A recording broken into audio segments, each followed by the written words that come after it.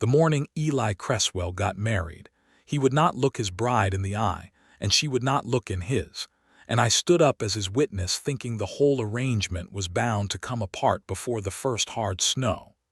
He was marrying a woman he had spoken to maybe twice in his life, and he was doing it for one reason only, to keep them from taking his little girl.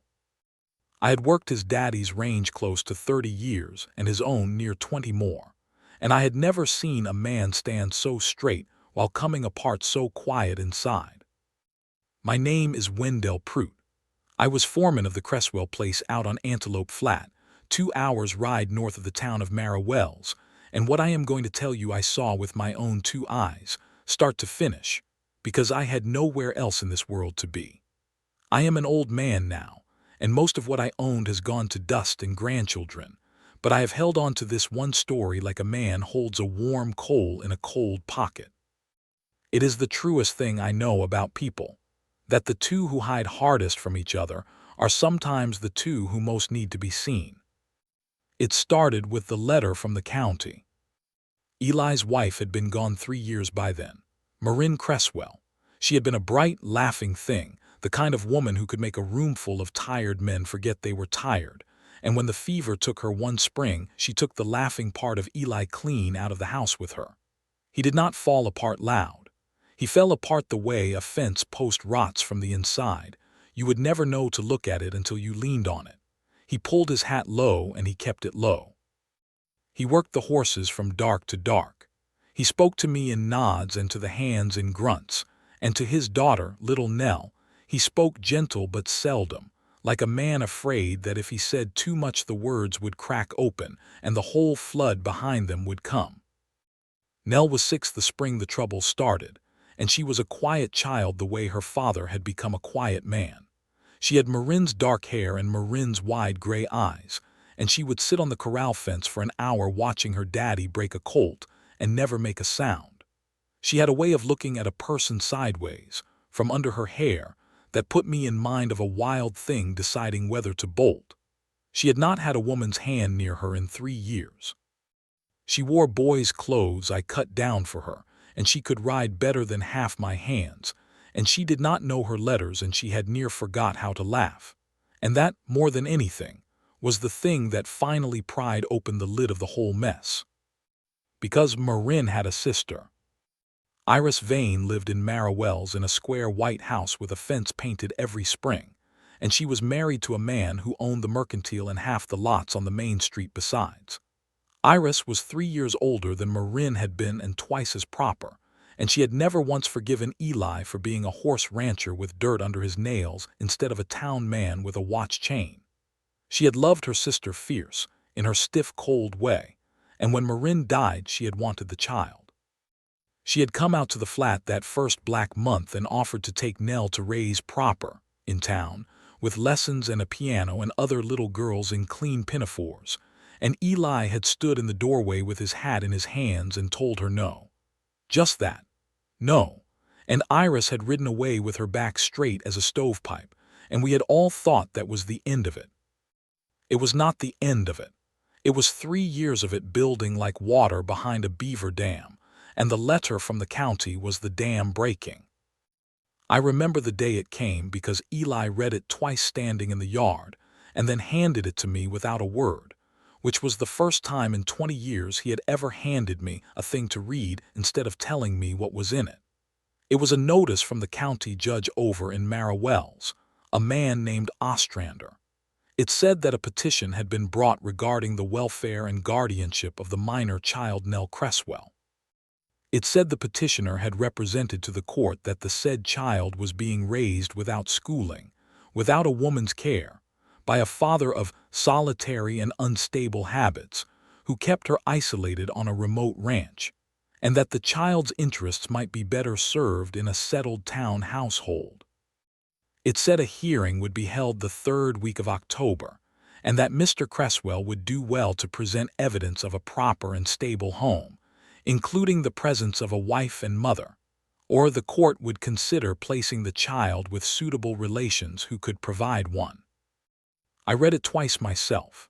Then I looked up, and Eli was standing there with his jaw set so hard I could see the muscle jumping in it, and his eyes, what I could see of them under the hat, had gone flat and dead the way a man's eyes go when he has decided the world is a thing to be endured rather than lived in.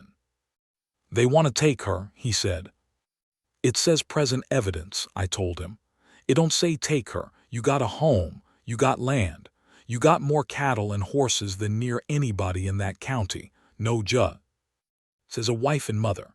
He took the letter back from me and folded it small. "I got no wife. I got no mother for her. I got me, and I got a bunkhouse full of old men who chew tobacco and cuss." He looked out at the corrals, at the little dark-haired girl perched on the top rail watching a roan colt circle. "Iris'll have a lawyer. Iris'll have a piano and a painted fence and a Sunday school and 12 respectable women to swear I'm a hermit who's letting his daughter grow up wild as a coyote." His voice did not rise. That was the awful part. It stayed level and quiet like a man reciting a thing he had already lost.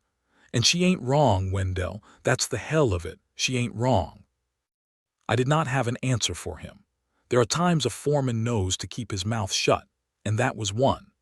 He walked off toward the barn, and Nell watched him go sideways from under her hair, and I stood there in the yard with the wind coming down off the flat, and I thought, that little girl is going to grow up in a white house in town and forget she ever knew how to sit a horse, and it will kill her daddy by inches, and he will let it, because he thinks losing things is what he is for. I did not know yet about the widow. Della Marsh had come to Mara Wells that summer to keep books and men for the Tilden boarding house, and I had seen her maybe 3 times across the street without ever learning her name. She was a slim, straight-backed woman somewhere near 30, with light brown hair she kept pinned up severe and a face that gave away exactly nothing. She was not what the town would have called a beauty, not the way Marin had been a beauty, all warmth and quickness. Della Marsh was a still pond. You looked at her and you could not tell how deep it went or what was down there, and you got the sense she preferred it that way. What the town knew about her was little, and what little it knew it had got wrong in the particulars, the way towns do. They knew she was a widow. They knew she had come from somewhere east with 1 trunk and a Bible and a sewing kit and no people. They knew she paid her own way, kept her own counsel, went to church but sat in the back and turned down with a cool flat think you every man who came sniffing after a woman who could cook and figure sums. They had decided she was cold. They had decided she thought herself above them. I would learn, before that autumn was out, that what they had taken for coldness was a wall a foot thick that she had built around a grief so big that if it ever once got loose it would have drowned her, and that the flat still face was not the absence of feeling but the lid clamped down hard over too much of it. But the town did not know that, and she never told them, and so they called her cold and she let them. How those two came to be standing in front of Reverend Coyle is a thing I had a hand in, and I am not ashamed of it. It was Doc Whitcomb who put the idea in my head, and it was me who carried it to Eli, and it was Eli who, after 3 days of black silence, rode into town and put it to the woman himself, plain as a fence rail, with no more romance in it than a man buying a horse. But I am getting ahead. Doc Whitcomb was the one man in that country Eli would still sit and drink coffee with, and the night after the letter came, the doc rode out to the flat under the pretense of looking at a hand's busted thumb, and he sat at Eli's table and he said it. "You need a wife by October, Eli, or you lose that child. That's the size of it. You can hate it all you want, and I see you hating it, but that's the size of it." Eli said nothing. "There's a woman in town," the doc said. "The widow Marsh keeps books at Tilden's. You've seen her." "I've seen her. She's alone, no people. She's had a hard road. Anybody with eyes can see it, though she'd die before she'd say so. She's honest as the day, smart as a whip, gentle when she thinks nobody's looking. I've watched her with the Tilden young ones, and she's got no more use for romance than you do." The doc let that sit. "I'm not talking about a love match, Eli. God knows neither of you would stand for one. I'm talking about 2 people who each need a thing the other's got. You need a wife and a mother for Nell so the court can't touch her. She needs a roof of her own and a name that's hers and a place where folks quit looking at her like a stray cat. You give her that, She gives you Nell. It's a trade. It's a clean trade.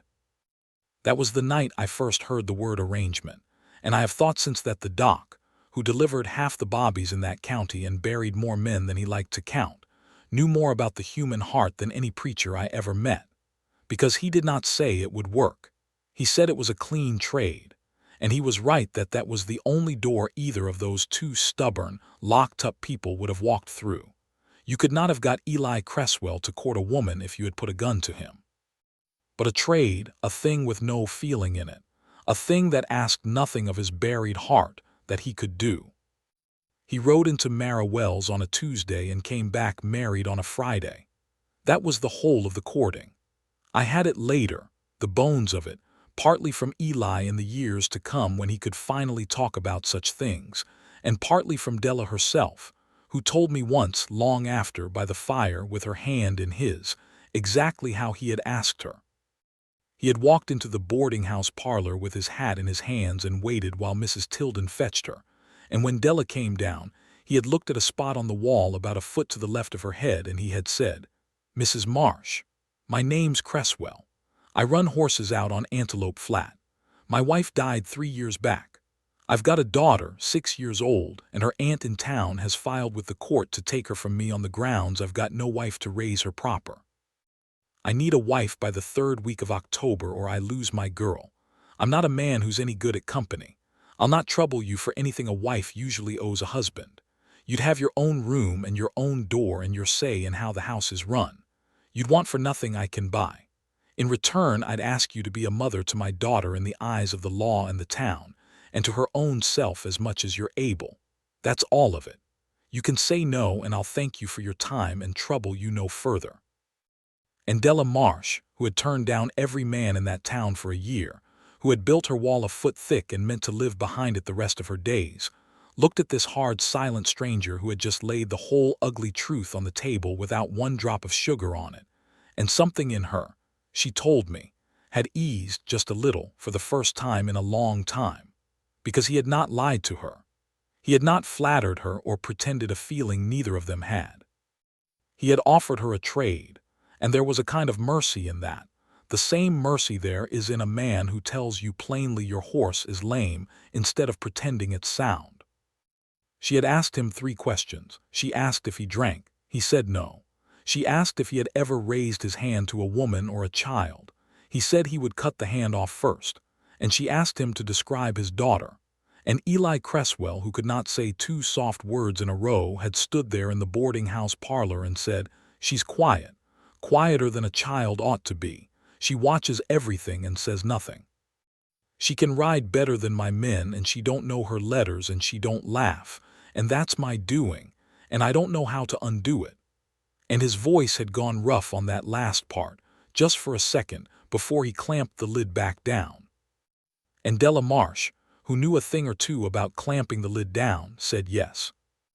They were married that Friday in the front room of Reverend Coyle's house, with me on Eli's side and Mrs. Tilden on hers, and it was the strangest wedding I ever stood up at. There were no flowers. There was no kiss. The Reverend, bless him, read the line about it, and they both went still as fence posts, and he cleared his throat and moved on. They said their vows looking at the Reverend, not at each other. When it was done, they shook hands. I am not making that up. The man and woman who had just been pronounced husband and wife shook hands, like 2 parties closing on a land deal. And Eli put his hat back on and pulled it low. And Della picked up her one trunk and her Bible and her sewing kit. And we rode out to the flat in a wagon with the bride and groom sitting a careful foot apart on the seat, and not one word passing between them the whole 2 hours. That is how it began. A trade. A clean trade, the doc had called it. And I rode along behind on my horse watching the backs of those 2 stiff, careful heads, and I thought, Lord, what have we done? We have locked 2 grieving strangers in a house together and called it a marriage, and the only thing they have in common is that neither one of them will let another living soul see their eyes. The first weeks were a cold, quiet thing, and I will not pretend otherwise. Della took the back bedroom that had been a storeroom, and she scrubbed it out and hung a curtain and made it hers, and Eli kept the room he had shared with Marin, which he had not really slept in since Marin died. Mostly he slept in the bunk room off the tack barn on a cot like one of the hands, and now he had a reason to keep doing it that nobody could argue with. They passed each other in the house like two cats that have agreed to share a barn. Morning, morning, coffee's hot, obliged. That was the sum of their conversation for the better part of a month. And Nell would not go near her. That was the hard thing, the thing that near sank the whole boat in those first weeks. The whole point of the marriage was the child, and the child took one look at the strange woman who had come to live in her mother's house and decided, in the wordless absolute way of children, that she was the enemy. She did not throw tantrums. She was her father's daughter. She went silent and cold and watchful. She would not eat what Della cooked. She would carry her plate out to the corral and feed it to the dogs and come back and stare at her own empty plate. She would not be combed or washed or spoken to. When Della came near, Nell would slide off her chair and slip out the door sideways from under her hair, like a wild thing that has marked the exit. I watched Della take that day after day with that flat, still face that gave nothing away, and I'll confess I thought less of her for it at the time. I thought, she don't care. She made a trade and she's keeping her end of it and the child can sink or swim. It shames me to remember thinking that, because I had it exactly backward, and I found out how backward one night in the second week when I came up to the house late to ask Eli about a sick mare, and I stopped at the kitchen window, the way a man will, before knocking. Della was alone at the kitchen table with a single lamp turned low. She had Nell's torn pinafore in her lap, one of the few girl things the child owned that she'd outgrown and ripped besides, and she was mending it, small careful stitches, and her shoulders were shaking. She was crying. The flat-faced woman who never showed a thing was crying without one sound, the tears just running down and dropping on the cloth, and she was stitching right through them like the stitching was the only thing holding her together. And I understood, standing out there in the dark with my hat in my hand, that I had it all wrong. She cared so much it was eating her alive. She just would not let one living soul see it, the same as Eli would not, the same as that little girl would not. 3 people in one house, each one drowning in private, each one too proud or too scared or too broke inside to reach out a hand. I never knocked. I went back to the barn and tended the mare myself, and I did not tell anybody what I'd seen, not for years. The thaw, when it came on slow and small, the way real thaws do, not a flood but a drip, a single drip at a time off the eaves. It started with the quilt. Marin had pieced a quilt the winter before Nell was born, a thing of 100 little scraps, and somewhere in those 3 years it had got torn near in half and shoved in a trunk, because Eli could not stand to look at it and could not bear to throw it out. Nell found it one rainy afternoon, dragged it out, and sat on the floor of her room holding the ruined thing and not crying. That child did not cry either, just holding it, her face like a little stone. And Della, passing the door, stopped. She did not say a soft, cooing word. She had the sense not to. She just sat down on the floor a careful distance off, not too close, and she looked at the quilt, and after a long while she said in her flat, even voice, "Your mother made that." Nell did not answer. "I can see her stitches," Della said. "She was good, better than me. This corner here, the way she turned it, that's a real fine hand." She paused. "It's torn, but it's not gone. A thing like this, you can mend it. It'll have a seam where the tear was, but a seam's not a shame. A seam means somebody cared enough to put it back together." She stood up then before the child could bolt, and she said, "If you ever want it mended, you bring it to me. I won't touch it without you ask." And she walked out. 3 days later, the quilt appeared on the kitchen table, folded, while Della was at the stove. Nell was nowhere in sight, but she had brought it. And Della mended it every night for a week by the low lamp, and she let Nell watch from the doorway without once acknowledging she was watched, because she understood in her bones, that woman, that a wild thing comes to your hand on its own time or not at all, and that the surest way to send it bolting is to grab. That was the first drip off the eaves. After that, they came faster. It was Della teaching the child her letters, starting not with a slate and a switch, but by reading aloud at the table every night whether anybody listened or not, until one night Nell drifted close enough to see the page. It was Della never once making the girl wear a pinafore, but somehow, by Christmas, the girl wanting to. It was the morning Nell came in from the corral with her hand cut on a wire and went, without thinking, without deciding, went straight to Della to have it seen to. And the two of them froze when they realized what had happened. And Della just took the little hand and cleaned it and wrapped it like it was the most ordinary thing in the world. And Nell let her, and neither one said a word about it. And that was the day the war ended. Not with a treaty. With a cut hand and a clean rag, and two people pretending nothing had changed while everything had. And Eli watched it all from a distance, from under his hat. That was the thing I noticed that autumn watching him. He had married this woman as a trade, a thing with no feeling in it, and he had set out to keep clear of her, to take nothing and give nothing past the bargain. But a man cannot live in a house with a person and not see them. And what Eli saw, week by week, was a woman bringing his dead quiet daughter back to life by inches, asking nothing for it, claiming no credit, doing it in the dark by lamplight where she thought no one could see. He saw the cut hand. He saw the quilt mended and back on Nell's bed with its honest seam. He saw, one evening, his daughter laugh, actually laugh, a real child's laugh, at some dry thing Della said for the first time in 3 years, and I was standing next to him when it happened, and I saw him go still all over. The way a man goes still when something he had given up for dead moves in front of him. He started taking his coffee in the kitchen instead of carrying it out to the barn, just that.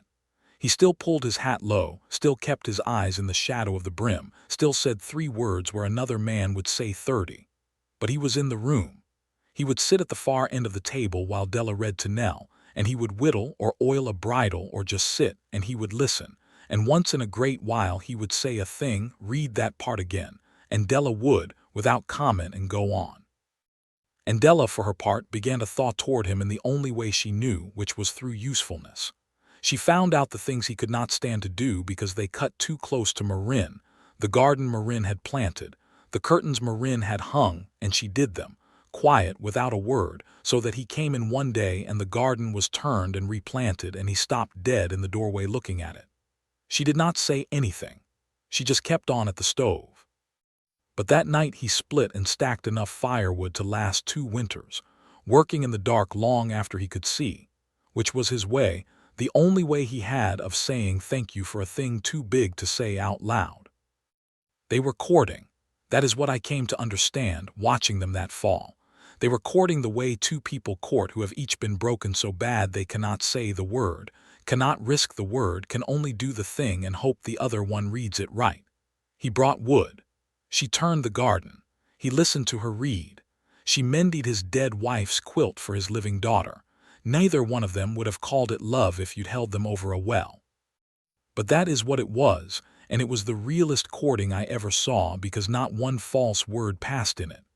There was no flattery to take back, no promise to break, no pretty lie. There was just the slow, careful laying down, brick by brick, of a thing built only out of true acts. The trouble was the hearing. For all that was warming in that house, the 3rd week of October was coming on hard, and Iris Vane was not a woman to be turned aside by a garden and a mended quilt. She came out to the flat once that fall, in her husband's good buggy in her good black dress, and she sat in the parlor and looked at Della Marsh, Della Cresswell now, with a long, cold, measuring look, and you could see her tallying. A boarding-house bookkeeper, a widow with no people and a clouded past. A woman married 3 weeks before the petition, married, anyone could plainly see, for no reason on this earth but to beat the court. "You think I don't know what this is," Iris said. She kept her voice low and pleasant, which was somehow worse. A bookkeeper for hire and a hermit who couldn't get a decent woman to look at him, thrown together in front of a preacher to fool a judge.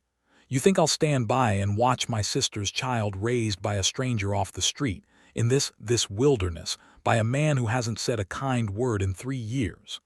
She stood, smoothing her skirts. "I loved my sister better than my own life, Mr. Cresswell.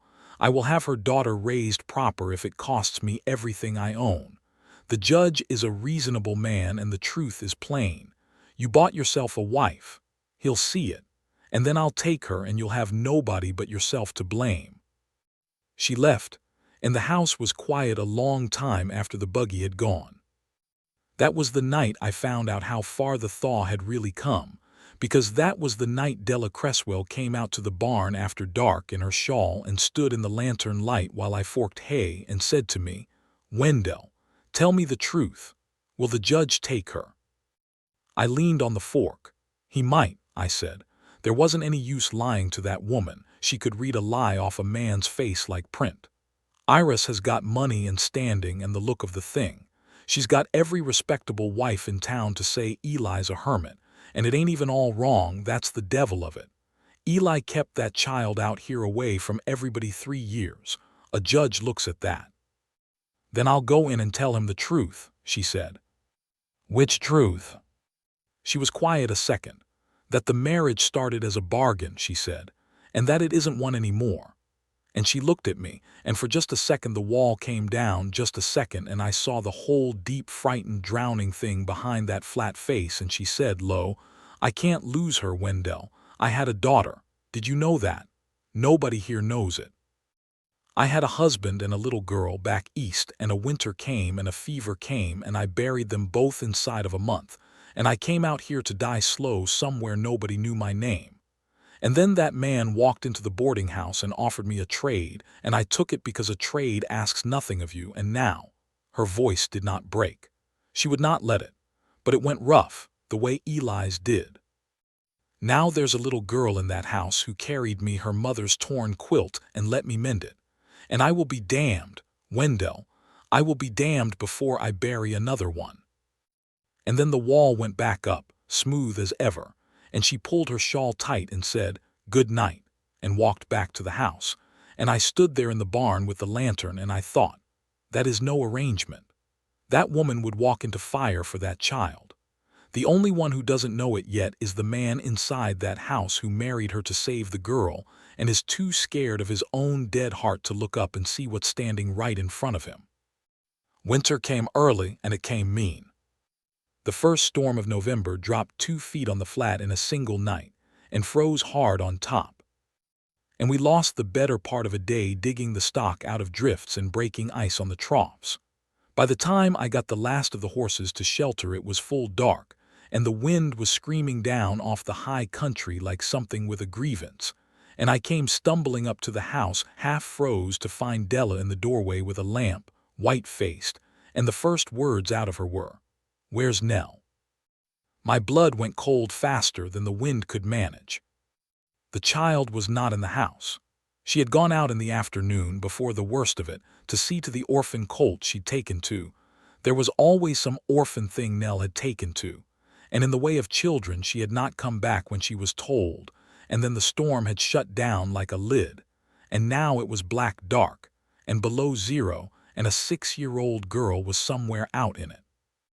I have lived a long time, and I have been afraid a handful of times that I remember in my body still, and that night is one of them.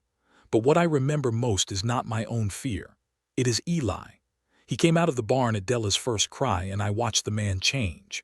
The grief went off him like a coat dropped.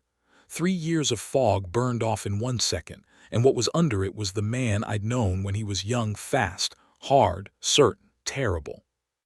He had a rope and a lantern and a horse saddled before I'd finished telling him which way she'd gone. And Della did not stand in the doorway wringing her hands. She put on Eli's spare coat, 3 sizes too big, and his spare gloves, and she said, "I'm coming," and the look she gave him dared him to say no. He did not say no. That was the first time that I ever saw that those two looked dead at each other, really looked, eye to eye, no hat brim between them, no flat face, and what passed between them in that look was not soft and was not sweet. It was 2 people who had each already lost everything once agreeing without a word that they were not going to lose this. He gave her a hand up behind him. She wrapped her arms around his middle. And the 2 of them rode out into the dark together, with me hollering for the hands to bring more lanterns. We found Nell a 1/4 mile out, down in a wash, curled around that fool colt in the bottom of a snowbank, both of them shaking, the child too cold to even cry, which is the dangerous kind of cold. She had got turned around in the whiteout and gone the wrong way, and the colt had foundered in the drift, and she would not leave it, of course she would not. She was her father's daughter and her mother's daughter both, and she did not leave things she loved. Eli came off that horse before it had stopped and had her up out of the snow, and inside his coat against his bare chest in one motion, and Della was right beside him, and the two of them got that child between their two bodies and rode her back double through the screaming dark. And I have never in my life heard a sweeter sound than that little girl finally starting to cry, because crying meant she was warming, meant she'd live. We got her to the house and stripped the frozen clothes off her and got her into blankets by the fire. And Doc Whitcomb's nearest neighbor's boy rode for the doc, and the doc came through that storm because that is the kind of man he was. And by gray morning the fever had peaked and broken, and the child was going to be all right. But the night was not done teaching, even then. It was somewhere in the blackest part of it, after the worst of the fright had passed, when we all knew she'd likely live but nobody could be sure, that I saw the thing I have held on to all these years. The house had gone quiet.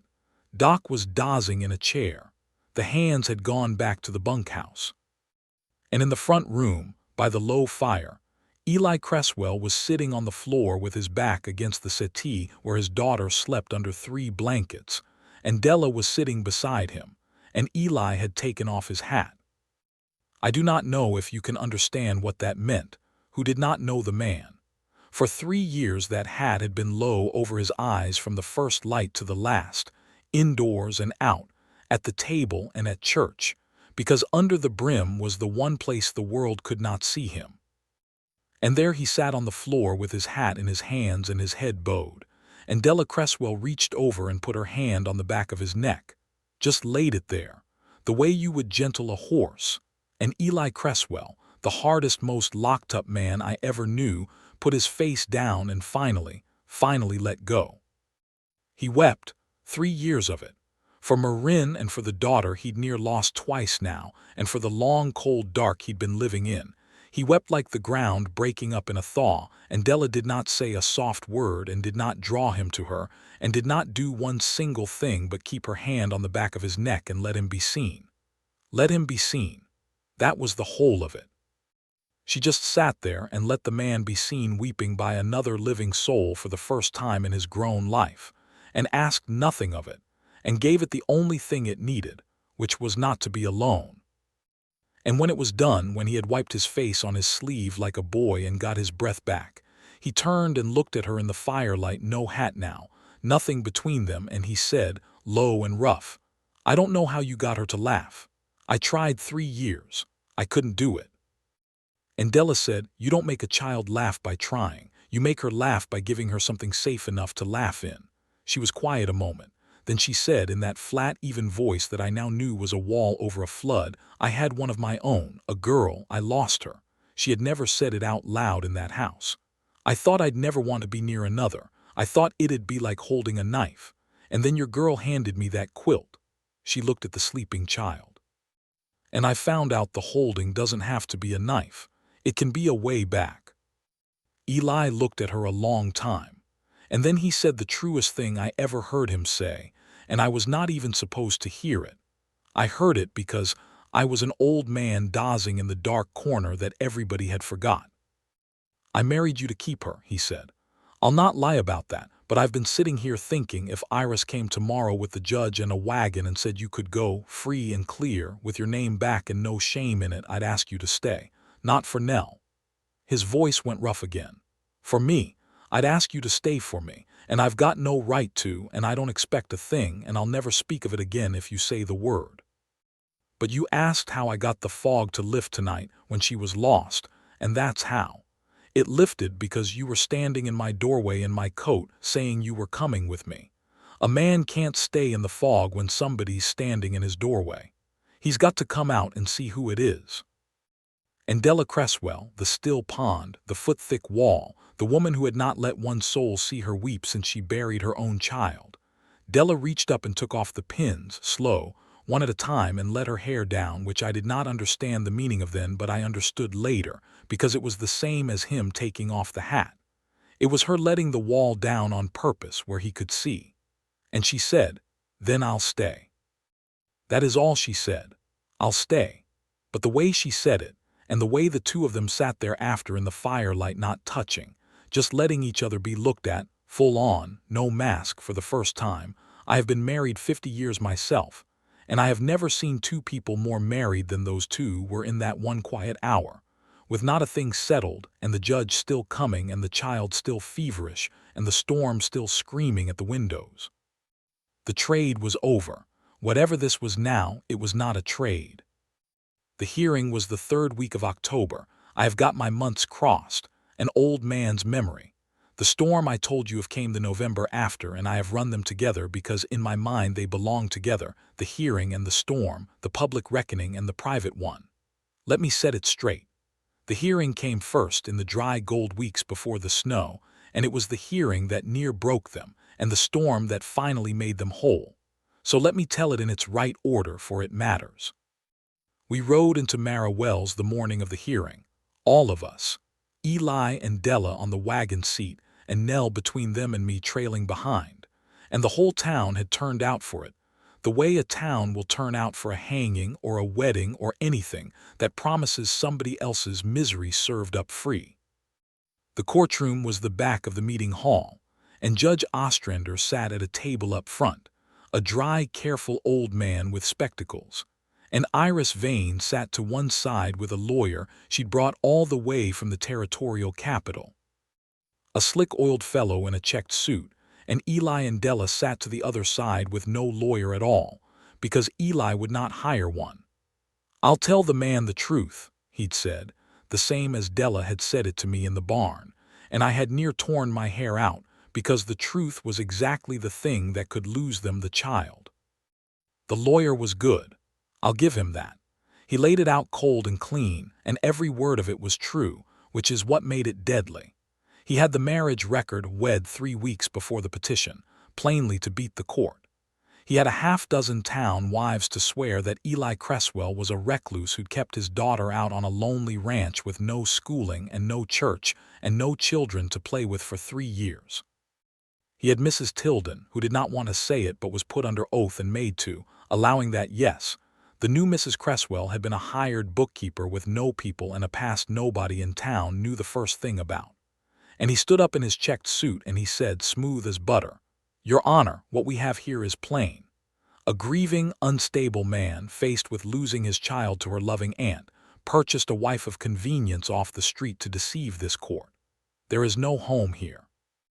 There is no family. There is a business transaction dressed up in a wedding gown.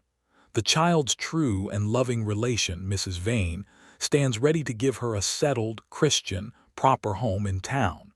I ask the court to see through the deception and place the child where she belongs." And he sat down, and the town murmured, and I watched Judge Ostrander look over his spectacles at Eli and Della, and I saw the judge near half persuaded, because the lawyer had not told one lie, and there is nothing so convincing as the truth told to a wrong purpose. The judge asked Eli if he had anything to say. And Eli Cresswell stood up. Now you have to understand what that cost the man. This was a man who would not speak 30 words to me in a day, who had not stood up and talked in front of a crowd in his whole life, who wore his hat low precisely so the world could never see his eyes.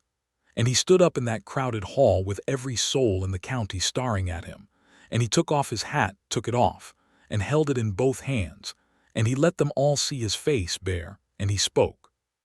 Slow at first, and rough and then steadier, and I had to grip the back of the bench in front of me, because in all my years I had never heard the man say so many words at once, and never dreamed he had them in him. "He's right," Eli said. "The lawyer, about how it started. I won't stand here and lie to a court of law to keep my girl, because if I did I'd be exactly the man he's painting, and Nell would deserve better than him. So I'll tell you straight.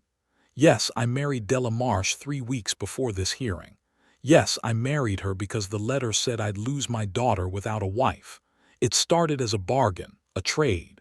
He's got that right, and I'll not pretend otherwise." The town drew in its breath. Iris Vane's chin came up in something like triumph, and Eli stood there bareheaded and went on. "But he's got the most important part dead wrong," Eli said, "and I aim to tell you the part he don't know because he wasn't there and I was. My Marin died 3 years ago and I went into the ground with her. I won't dress it up. I wasn't a father to that child. I was a shadow in the house. I kept her out on the flat away from folks because I couldn't stand to see folks, and that was wrong, and the aunt's right to say it was wrong, and I'll carry that. My girl forgot how to laugh, and that was my doing. So when I married Della Marsh, the lawyer's right, there wasn't love in it. There wasn't anything in it but need." He turned his hat in his hands. "And then I had to stand in my own kitchen and watch a stranger do in 3 months what I couldn't do in 3 years.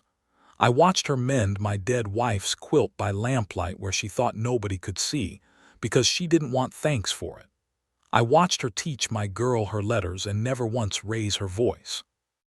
I watched her sit on the floor a careful distance off and wait days for a frightened child to come to her on her own, because she understood you can't grab a frightened thing, you've got to let it choose you. And it chose her. My daughter, who wouldn't come to me, comes to that woman now with every cut finger and every bad dream. 3 weeks back this child fell in a wire and ran, didn't think, just ran to Della to have it seen to. You want to know if there's a mother in that house, Judge? Ask the child who she runs to when she's bleeding. A child don't lie about that. A child can't." He stopped. He looked at the judge and then, and this is the part I have never forgot, he turned and looked at Della, full in the face in front of the whole town, no hat, no mask, nothing hid, and he said, "I married her by a bargain, but somewhere in these months it quit being one, and I'm man enough to stand here and say so. I don't want her to leave when October's over. I want her to stay the rest of my life. Not for the girl, for me. I never thought I'd want another thing in this world after Marin, and I was wrong. And I'm standing here in front of all of you saying I was wrong, because I'd rather lose my pride than have one soul in this county think what me and Della Cresswell have got is a piece of paper. It's not paper. It's the realest thing I ever built, and I built it the only way I know how to build anything, slow and true, and out of work, and no lies in it anywhere. You can call that a bargain if you want. I call it a marriage, and I'd ask the court to ask the only person here who's got a right to say which it is." He looked at the judge. "Ask my wife." And he sat down and put his hat in his lap, and the hall was so quiet you could hear the stove tick. Judge Ostrander looked at Della Cresswell over his spectacles and he said, "Mrs. Cresswell, is what your husband says true? Did you marry him by a bargain?" And Della stood up. She did not take her hair down this time. That was a thing she'd only do in private, in firelight, and I am glad of it, for it was theirs. But she did the public version of it. She stood up straight in front of the town that had called her cold for a year and a half, the town that had decided she was a stray cat who thought herself above them, and she let the wall down where every one of them could watch it come down, and her flat, still face was not flat anymore. It was a woman's whole heart, out in the open, and there were tears standing in her eyes, and she let them stand. "Yes," she said, "we married by a bargain. He's told you the truth, and I'll not soften it.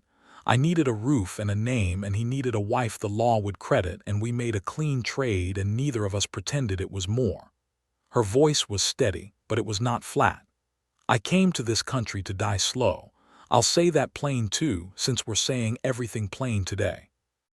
I buried a husband and a little girl back east inside of a month, and I came out here a dead woman walking, and I made up my mind I'd never let another person near enough to break me again. That was my bargain with myself, long before it was a bargain with him." She looked at Nell, sitting small and wide-eyed between them, and her voice gentled. "And then a child handed me a torn quilt," she said, "her mother's quilt, and asked me with her eyes, not her mouth, to put it back together. And I'd have told you a torn quilt couldn't undo a dead woman's heart, but I'd have been wrong, because every stitch I put in that quilt put one back in me." She turned to the judge. "You asked if it was a bargain, Your Honor, it was. And then a little girl ran to me bleeding instead of to anybody else in the world. and a hard, silent man stacked 2 winters of firewood in the dark because he couldn't make his mouth say thank you. And one black night that child got lost in a storm, and I climbed up behind that man on a horse and rode into it. And I knew somewhere in that dark, that I would rather die again 10 times than lose either one of them. That's not a bargain. I don't have a word for what that is. But it's not a bargain, and it's not paper, and if you take that child out of my house, you will not be moving a ward of the court. You'll be tearing a daughter out of a mother's arms, and you'll have to do it in front of God, because that is what she is. She is my daughter. I lost one. I'll not survive losing 2, and I've quit being ashamed to say so. She sat down, and the hall was silent again, a different kind of silent, the kind where everybody in a room has just watched 2 people they thought they had figured out turn out to be something else entirely, something better, and is ashamed of itself a little. It was Nell who broke it, Nell 6 years old, who in 3 years had near forgot how to talk, slid off the bench, and she walked up the middle of that crowded hall to the judge's table, sideways from under her hair, the way she did, and she put her 2 hands on the edge of the table, and she looked up at old Judge Ostrander, and she said, clear as a bell in front of everybody, "Please don't make me go with Aunt Iris. I want to stay home with my pa, and with my ma." And she said ma. That child, who had not had a mother in 3 years and had fought the new one tooth and nail for a month, that child stood up in a courtroom and called Della Cresswell ma to a judge's face, of her own self, with nobody telling her to, and there was not a dry eye in that hall, mine included, and I am not ashamed to say it. Judge Ostrander took off his spectacles and rubbed his eyes a long while. Then he put them back on, and he looked at Iris Vane, and he said, not unkind, "Mrs. Vane, your lawyer made a fine case, and every word of it was true, and it didn't matter, because the law's not about what a thing started as. It's about what a thing is. I've sat at this table 30 years, and I've seen real homes that looked like nothing, and I've seen fine houses that were nothing, and I know the difference when it's set in front of me. There's a mother in that house. The child says so, and the child's the one who'd know." He set down his pen. Petition denied. The child stays with her father and the woman she calls her mother. And I'll say one more thing off the record, Mrs. Vane, since we're all being honest today. Your sister'd want her girl raised by somebody who'd ride into a blizzard for her. You loved Marin. Honor that. Be an aunt to that child, and a good one, and quit trying to be a thing the Lord already provided. And that was the end of it. I will tell you, because it matters, that Iris Vane did not go out of that hall a beaten villain. She went out a grieving woman who'd loved her sister and lost her, and tried to hold on to the last living piece of her the only wrong way she knew how. She came out to the flat that next spring of her own accord, with a piano in a wagon, an actual piano, hauled 2 hours over rough road, and she gave it to Nell, and she taught the child to play it herself on Sunday afternoons, and she and Della came in time to be something near to sisters, 2 hard, proud women who had both loved past their own ability to say it.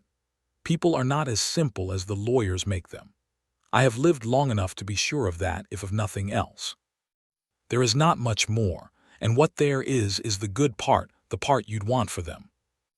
They came home from the hearing that gold October afternoon, the 3 of them on the wagon seat, Nell asleep against Della's shoulder before they'd cleared the town, and somewhere on the long road out to the flat I dropped back and let them go on ahead, because some things a man ought not crowd.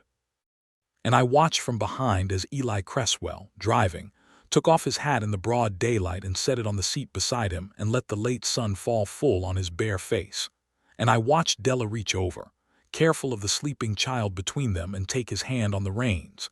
And the 2 of them rode the rest of the way home like that, barefaced in the gold light, hand in hand, not saying a word, because by then they'd said all the words that needed saying, and the rest was just being seen. The storm I told you of came that next month, and the night of it was the night he wept, and she let her hair down, and they each at last let the whole of themselves be looked at by another living soul, and after that night they were married in truth as well as in law. He moved out of the bunkhouse. The back bedroom that had been a storeroom went back to being a storeroom. I am an old man, and I'll say no more about that than that there were two more Cresswell children in the years that followed, a boy and another girl, and Nell grew up the eldest of three, and the laugh that Della had coaxed back out of her never left her again as long as I knew her. The marriage on paper became the truest thing either of those two broken people ever had, and they built it the way Eli built everything, slow and true and out of work and no lies in it anywhere. They built a home out of grit and quiet kindness, the same as a man builds a fence or breaks a colt. A little every day, no fanfare, no soft speeches, just the doing of the thing over and over until one day you look up, and there it is, standing, solid, weathered, going to outlast you. I have thought many times since that that is the only way a real thing ever does get built, and that the people who wait around for the fanfare and the soft speeches mostly die waiting. I asked Della once, years on, by the fire, with her hand in Eli's and her hair gone half to gray, what it was that had turned it, what was the moment a trade became a marriage. And she thought a long time, the way she always did, that woman who never said a thing she hadn't weighed. And she said it wasn't a moment. She said it was the opposite of a moment. She said two people who'd each been hurt so bad they wore their grief like a hat pulled low, like dark glass over their eyes so nobody could ever see in and hurt them again. Two people like that don't fall in love in a moment. They fall in love 1 inch at a time, by letting the other one see a little more, and finding out each time that they didn't get struck dead for it. He let me see him cry, she said, and the world didn't end. I let him see me grieve, and the world didn't end. The girl let us both see how scared she was, and the world didn't end. That's all love is in the end, Wendell. It's letting somebody see your eyes and finding out you're still safe. We'd both spent years sure that if anybody saw the whole of us, we'd be done for. Turns out the only thing that was killing us was the hiding. And Eli, who still didn't say much even then, even old, even happy, Eli squeezed her hand and pulled his hat down off the peg by the fire, not to put on but just to hold, and he turned it in his 2 hands the way he had that day in the courtroom, and he said, "I wore that thing low 20 years so the world couldn't see me. And the one time I took it off and let her look, that's the day my whole life started over." He set the hat back on the peg. A man can hide his eyes from near everybody, but you find the one you don't want to hide from, you marry her, even if it starts as a bargain, especially if it starts as a bargain, because then you know it's real. There wasn't a thing in it to fool either one of us. We had no reason on God's earth to love each other. We just up and did it anyway in the plain daylight with the masks off. I am an old man now, and they are both gone, the two of them, within a year of each other, the way it sometimes happens with people who have grown into one thing. And I am the last one left who stood up at that strange handshake of a wedding and watched what it became. And if you ask me what the story means, if it has to mean a thing, which I'm not sure it does, I'd tell you it's this. There are two kinds of people who pull a hat down low over their eyes. There's the kind who's got something to hide, and there's the kind who's been hurt so bad that being seen feels like dying. And the mercy of this life, the great quiet mercy of it, is that now and again the second kind find each other and learn, 1 careful inch at a time, that being seen by the right person is not dying at all. It is the opposite. It is the only way a soul that's gone into the ground ever climbs back out. Eli Cresswell took off his hat for one woman in front of one town, one October afternoon. Della Marsh let her hair down for one man, by one fire, one stormy night. And a little girl who'd forgot how to laugh ran up the middle of a courtroom and called a stranger Ma, and made her not a stranger anymore. That's the whole of it. That's the truest thing I know. They were just two people who learned to let each other see their eyes. And out of that, out of nothing but that, they built a home that's still standing in my mind. All these years gone in the gold light on the high open flat, with the wind coming down, and the hat hung up on its peg and nobody in that house, ever again, with any reason left to hide.